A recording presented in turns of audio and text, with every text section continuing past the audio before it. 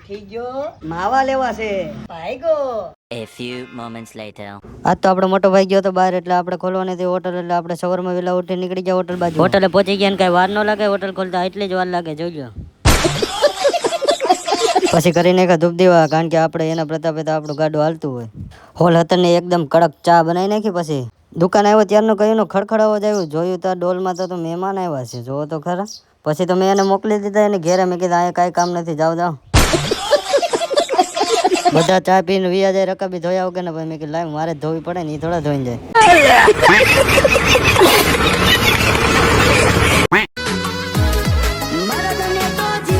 તને બધા ઓળખે જ છે ભાઈ ખોટા ચીન લેમાં.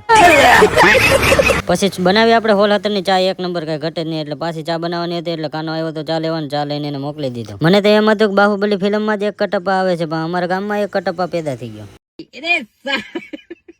પછી આવી ગયા મંજે હતા આપણી પાસે બે હવા. પછી એને કીધી ઘડીક વાર હોવાય. પછી તો આપણા મામા આવી ગયા ને એને આપણો ડાયલોગ નો માસ્ટર છે એટલે આપણો ડાયલોગ માં જ દીધો. ઉઠી ગયો ભાઈગો દુકાને આવ્યો માવા લેવા છે. कैसे कैसे लोग रहते हैं यार यहाँ पर. કાલુ મદારીનો ભાઈ બકરા લઈને નીકળ્યો ને એની પાછળ નરેશ કનડિયો. ઓઢણી ઉડે તો ભલે ઉડે જાય ઓઢણી ઉડે તો ભલે ઉડે.